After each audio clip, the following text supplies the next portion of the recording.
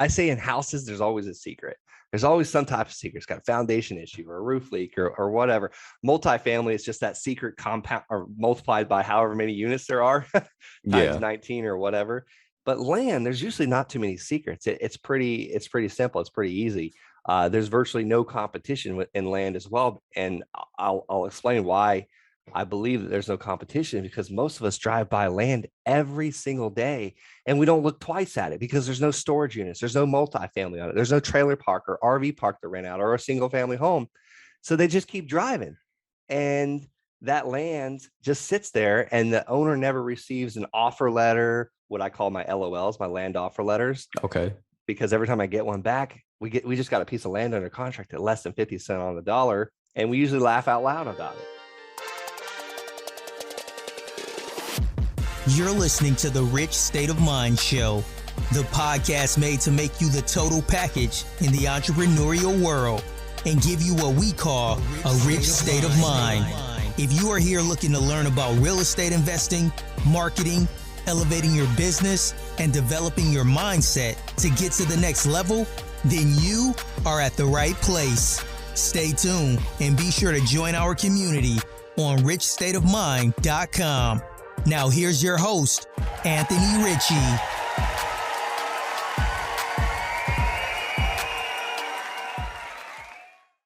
Hey, Brent, thanks for taking the time this Saturday morning. We're going to talk about land. I know it's not always the sexiest topic, but to be honest with you, it sounds like it's the topic that makes the most sense when it comes to real estate investing. So if you could please just tell us a little bit about yourself and what you do.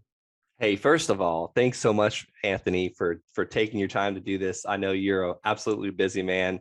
And I mean, I want to disagree with you right off the bat. Land is sexy to me. But as far as who I am, what I do, I bought my first rental in 2007. And in 2008, kind of like pulled the carpet out from underneath me. I had a real estate license, rental, a business that I was running on the side that was doing pretty well, married. And then here I am, like, broke in 2008, 2009.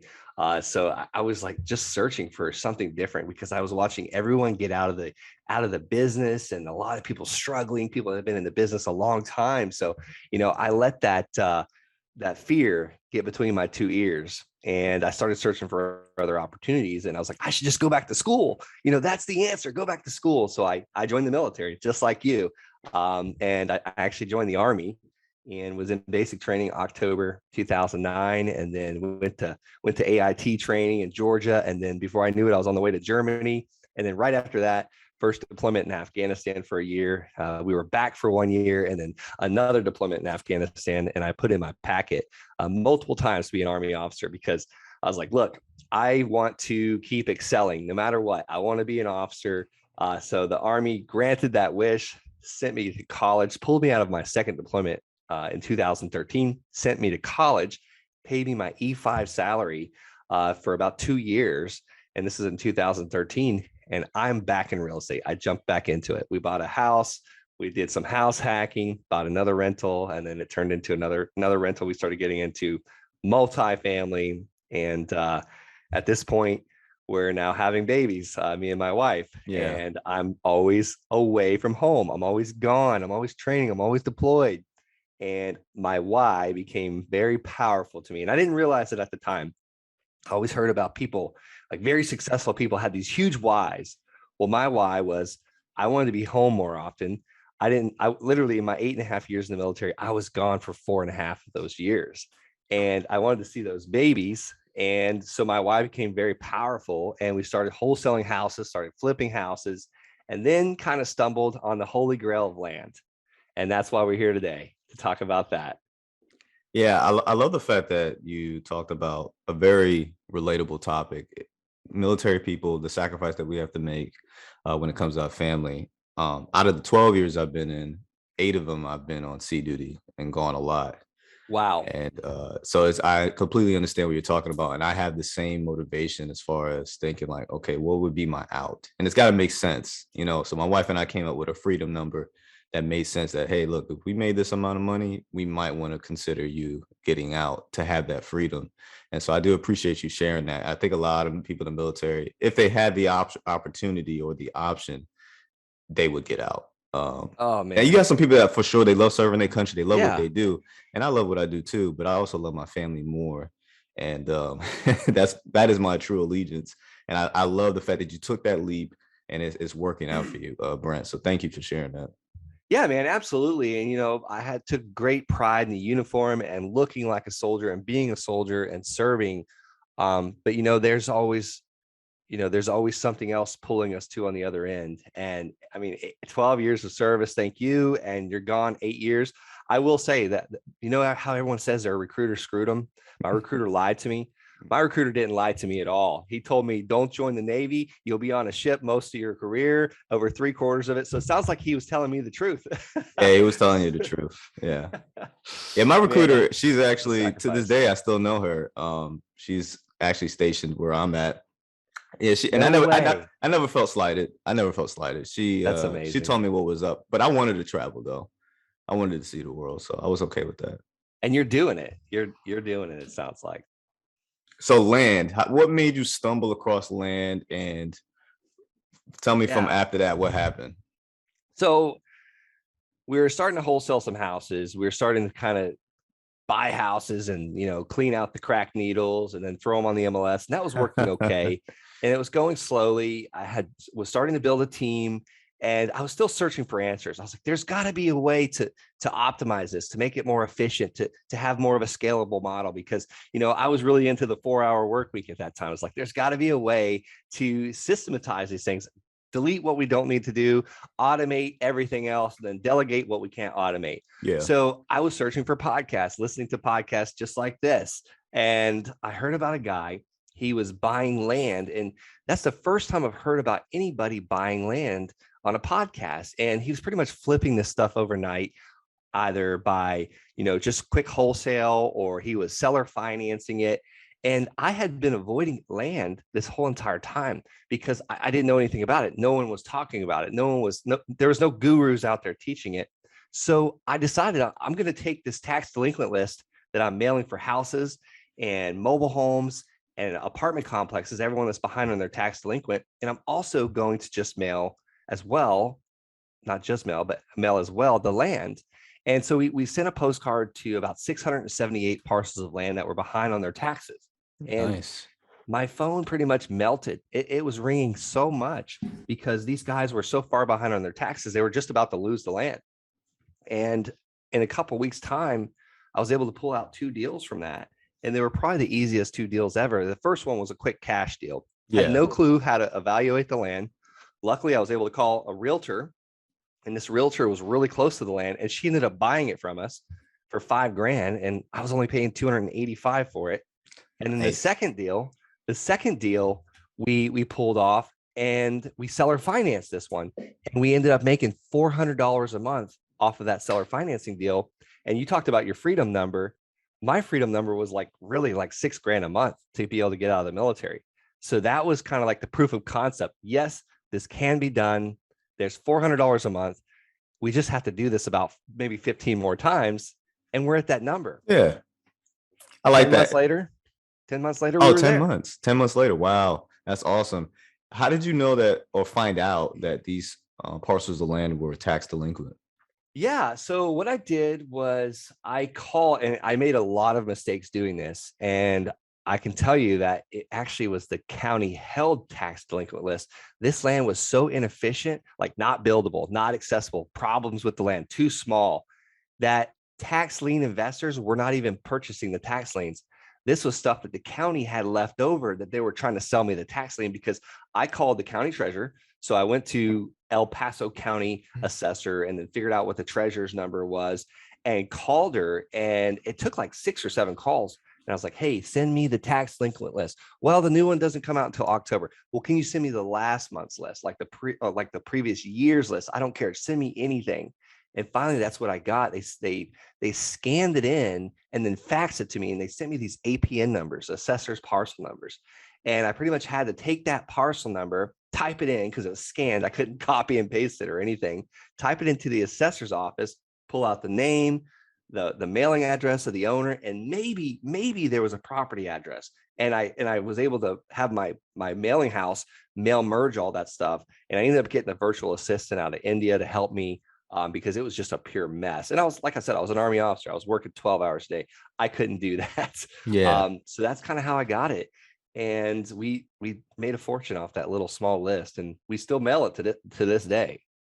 That's great. And it's good to also hear that people can find success with the mail outs.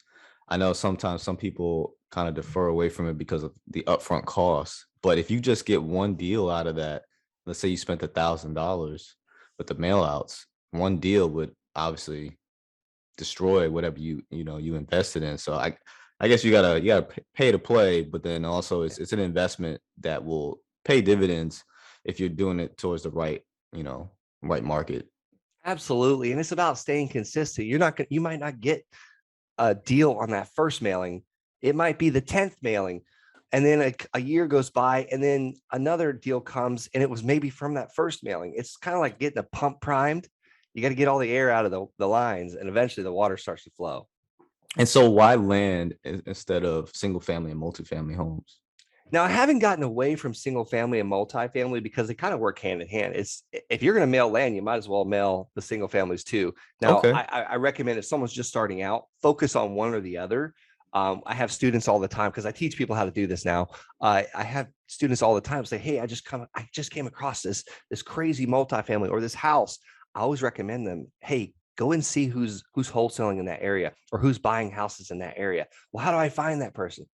Google that city, sell my house fast, or kind of like Colorado Springs, sell my house fast, Colorado Springs. Google that and call the top 4 people and see if they're interested in buying that multifamily or joint venturing with you to wholesale that deal out.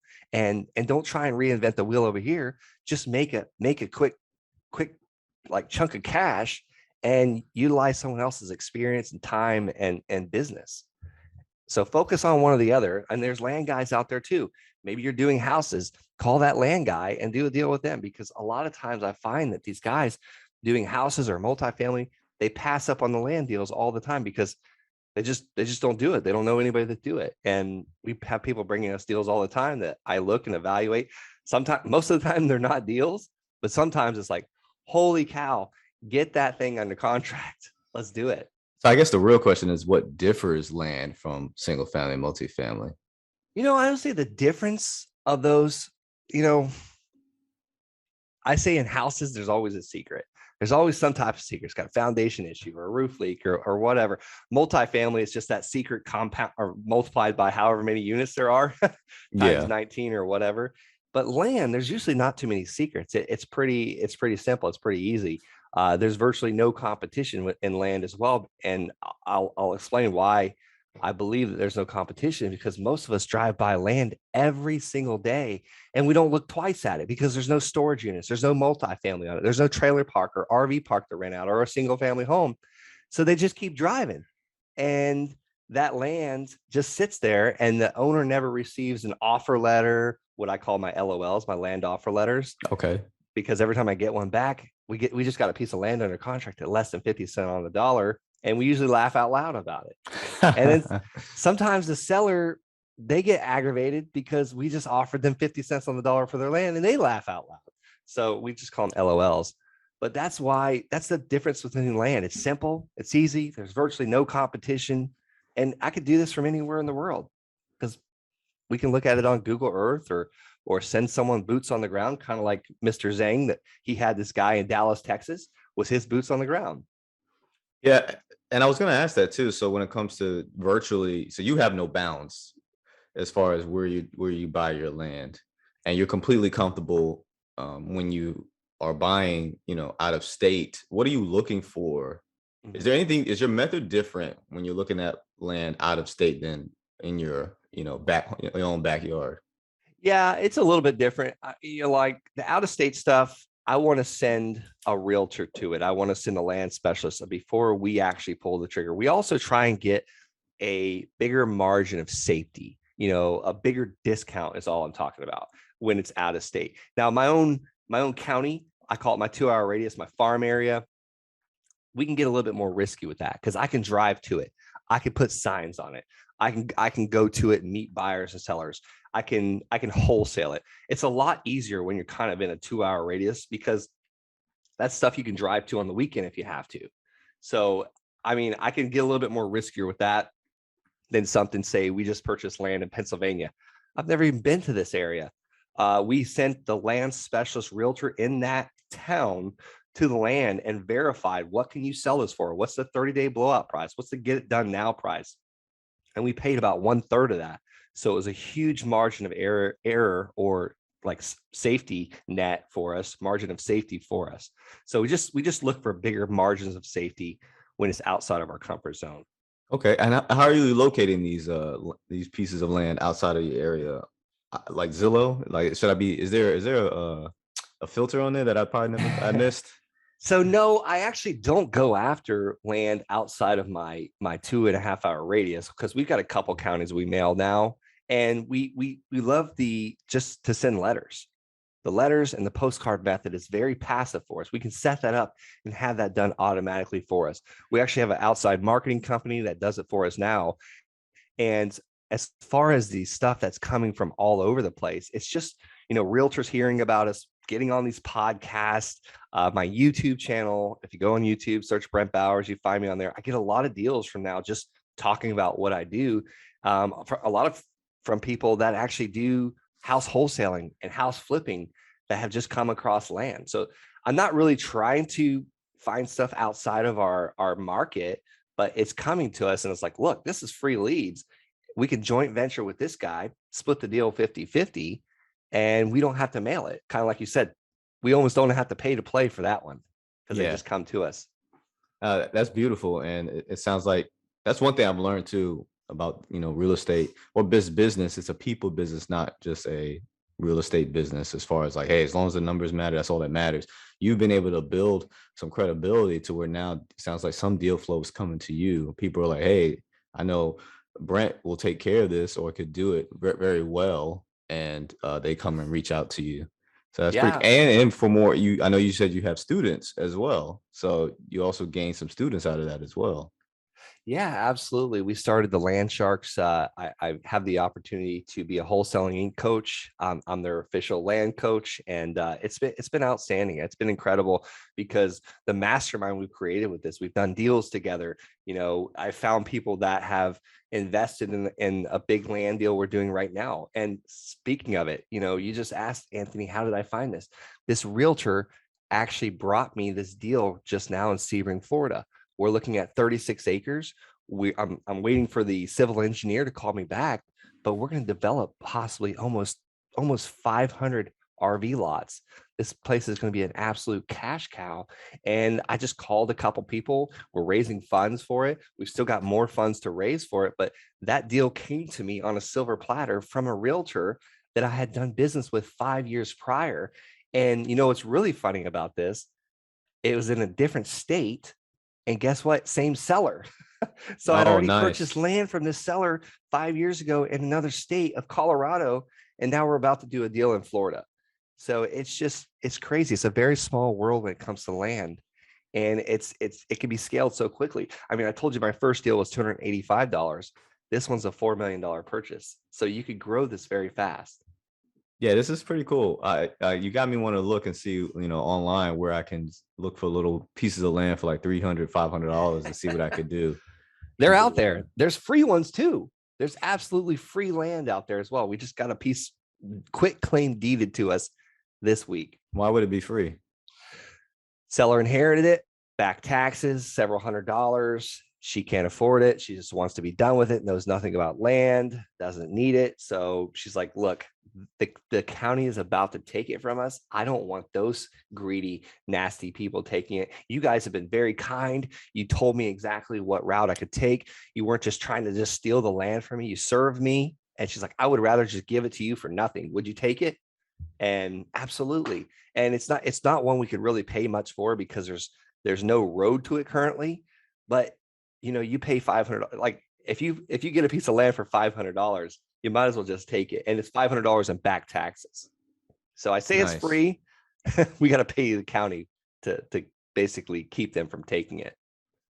What website can I find this on? Like, free, like not in your case because you said she contacted you, but like, is there like a website or some type of hub where I can look for stuff like this? Because this is awesome. What I'm gonna do, I'm gonna shoot you a link in the chat, and this is a site that I use. And it was actually created by 2 Air Force guys. They're still active duty Air Force, and it's called Priced.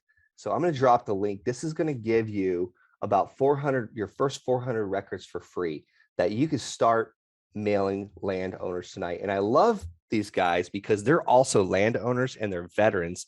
They created this site called Priced, and they show you how to basically pull a list. You can pull a list of landowners in your market. Let's just say it's Austin, Texas, or Travis County, Texas. You pull a list and you can see exactly what their estimated actual value is of the land. So it's like a lot of people are like, how do I figure out what to pay? Well, Price takes care of it. They show you exactly what the land's worth. Now, granted, are they always super accurate? Not 100%, because they're basing it off of comps of Zillow and Redfin and LandWatch. I recommend doing also looking at Redfin, Zillow, LandWatch, and calling a land specialist realtor too to see what's worth before you pay for that land. But you could be mailing tonight with that list provider right there. That's awesome information. Thank you so much for that. And you just gave me a task to give to my son. How old's your son? He's 9. Oh my gosh, he's gonna be a very rich man when he's our age. So we'll see. You know what? Got me kind of thinking. Maybe I'll give him he can have a portion of it. I just talked about or was just researching UTMAs and UGMAs. And then I was trying to figure out how are people putting land, putting real estate stocks in their kids' name. Now the stocks you could do like a custodial, but it was the real estate and the land. How are you doing that? And it was through one of the ways they were doing was UTMAs, where I can buy a piece of land. I'm the custodial owner, and I put it underneath my child's UTMA. What the acronym is, I'd have to look it up real quick for y'all, but it's UTMA. And so my son or your child will technically own it, but they cannot use it or sell it or take funds from whatever that asset is until their age of either 18, 21, or 25. So you've got my mind thinking as far as, okay, I'll buy let's say a $500 piece of land for paying back taxes. It can either it can go up in price over the next years because my son's not going to be 25 for another 16 years, or I can maybe do a seller finance deal, dump that money, just keep dumping those profits in the UTMA. So just not going too deep into that, but you've got me thinking of ways that are not too expensive to get your kid or yourself started, and that can have substantial growth over time. Oh, most definitely. And it's like you kind of ringing my bell, because I think, sometimes I think about, okay, my oldest son has like at least $350 in his savings or his piggy bank. I'm sure my daughter has probably a couple hundred. I'm sure my youngest has probably at least 200. And I'm thinking, wow, what if I could, pull their money together? And I was waiting for my wife to come out and look at me, because what if I could pull their money together and let them buy a piece of land? She's saying no. Let them buy a piece of land and 10x their money and start showing them how to grow their money. Or maybe take it to the stock trader. So where 18 years from now, they have compounded that $300 and the compounded because sitting in that piggy bank, they just lost maybe 5 to 7% on that money in the last year with inflation. Yes. Now, granted, it's not that much on $100. They only lost $7 or $5. Now, imagine the person out there that has $100,000 in their bank account. I've got a friend from the Philippines. He joined the military so he can get citizenship. He's an absolute saver. This guy would live off ramen noodles. But he saved every penny he made because his family was still in the Philippines. This guy probably accumulated $100,000 that's sitting in a bank account. He lost $5,000 this year by doing that. So if I could show that my children a way to 10x their money every year, and you could do it, because I purchased 117 parcels of land in Arizona for $391 each for each one of those parcels. Some are 1 acre, some are 2 acres. Well, I sell them for $3,900 on financing, and I charged 9 to 12% interest. And now I have notes. I have 115 of these notes coming in every single month. So if we take 5 years off, now I'm going to have to add some more to that list. But if we take 5 years off, we're going to be paid for at least the next 5 years. And we know what that amount's going to be. Now, will it fluctuate? Yes. Some people will pay off their loans. Some people will default. So it's almost like we're always feeding the engine, but every one of those deals, we're 10xing our money. I love that. And sorry that your wife told you no using the kids' piggy bank. But yeah, you definitely have my brain churn as well as how this can be done. How I'm not the most knowledgeable when it comes to this, but I think this is a concept I can understand. And also at the same time, I'm big on involving the family. Right. This is what makes the money for the household. So I'm completely down with, hey, this is a team effort, and with the mail outs that I was talking about, because I'll have them handwrite them. Yeah, absolutely. Me and my wife, when we moved to Colorado Springs, when I was a second lieutenant and I just started at Fort Carson, I remember that's what we would do that in the basement and send those letters out. And it was monotonous. I don't think it lasted very long. We ended up hiring the mail house very soon after, but it was one of those things. You sometimes just got to bootstrap it and get it done. And so you scaled your business. At what point did you need to start hiring a team? April 2016, or actually April 2017. And everyone's like, man, how did you hire? Like, weren't you afraid like they were going to rob you or take all your secrets? You know what I was afraid of was spending more money on mail and being out in the field, and they take my cell phone again for 3 weeks because we're doing battlefield simulation because you can't use cell phones in the mountains of Afghanistan. I was forced to hire somebody. I had no choice. And I wasn't afraid of them taking my secrets, because I really didn't have anything. I was just starting out. And I invited this first hire. Her name is Jen, by the way. She's still with me today. Just paid off her home free and clear. She has absolutely no debt whatsoever. And when I met her, she was renting a house, her and her husband. So now they actually are property owners. So she's grown with me, but I didn't have much going on. Like, we were only closing a deal a month, and I told her exactly what we were doing. She came to my house. She came inside, met my newborn son, my wife. I remember her saying that was a little weird. I wasn't sure what I was getting into, but I just asked her, I was like, do you want to grow with me? And she said yes. And we now have a team of, I think we have 9 on our team now. We just kept going and growing and just being honest. And do we have financial problems sometimes? Yeah. We just hired a fractional CFO. Like, sometimes the money's crazy. Like, it's not all glory either. Like, I think people get on these podcasts all the time. Oh yeah, I'm this amazing real estate investor. Well, there's still going to be challenges.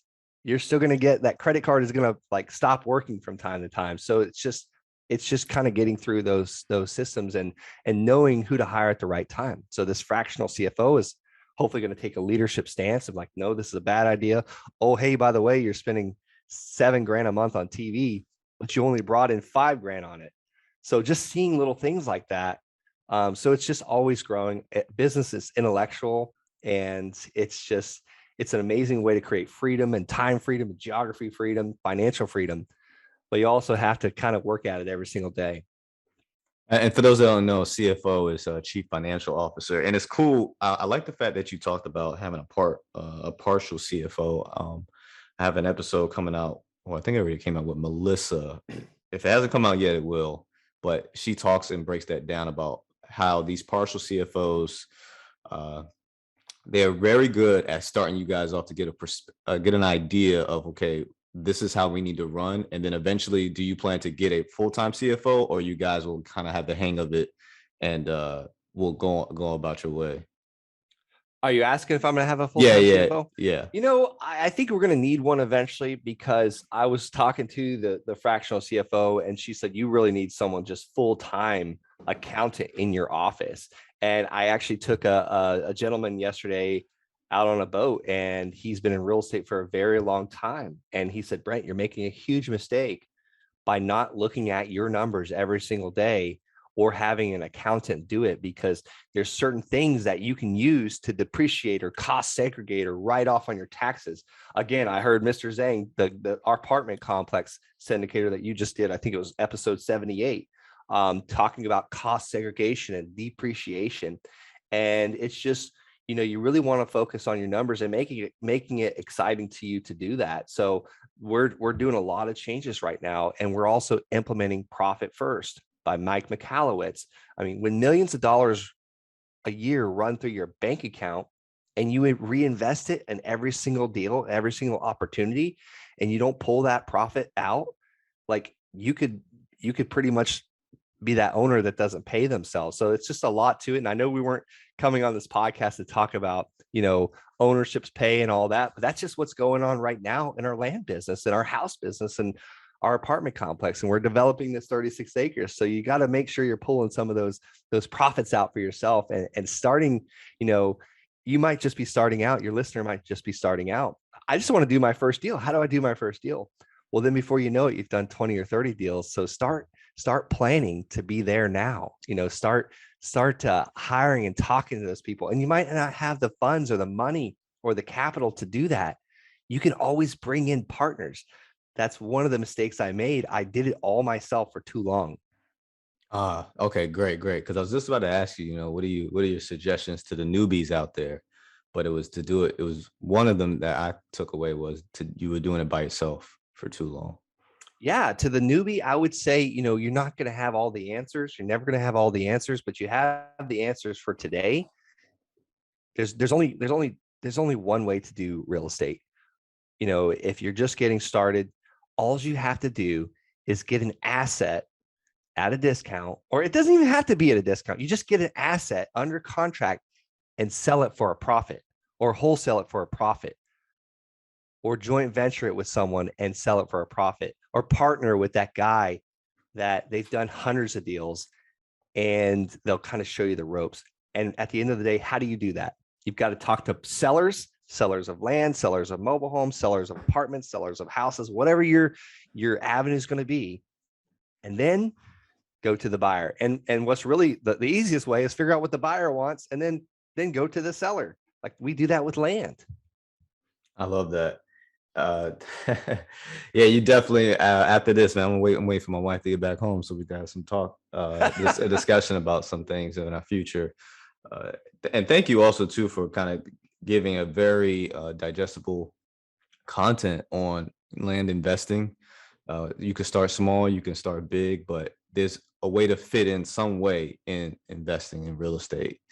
And so usually I ask people, what is their big why? What's their rich state of mind? But you said at the beginning of this episode, you said that you wanted that freedom. You had a lot of time away from family, and I could tell that you love your family. You got 3 kids, wife, and you enjoy that freedom, man. How can people find you? How can people get in touch with you? Let's just say they want to be a student. Yeah, absolutely. Appreciate you asking that. So we started a YouTube channel about 8 months ago. If you go on YouTube and search Brent Bowers, you can find me on there. I'm on the Wholesaling Inc. podcast. You can find me there. But yeah, or on Instagram. My handle is Brent L. Bowers. Love it. Yeah, he's got almost 1,000 subscribers. He's got 912. So help him out to get to 1,000.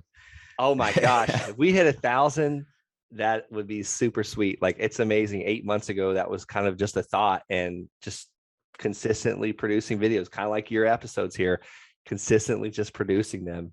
I love your thumbnails too, man. You got some great thumbnails. Actually. Yeah, you do them yourself? No way. I do what I do best, and I hire out the rest. I like that. Was that on purpose? You rhymed?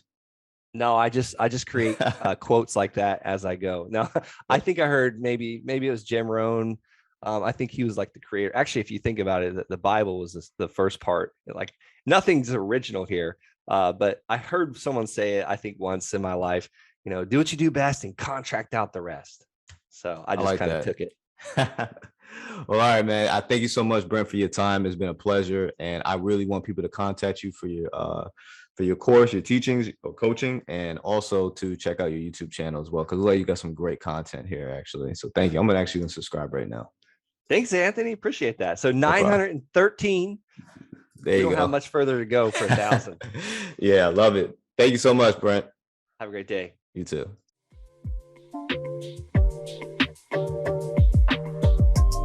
Thank you for sticking with us from the start of the episode. Please share our show with friends and family, visit our YouTube channel, and view more of our content on richstateofmind.com. See you next week on the Rich State of Mind Show.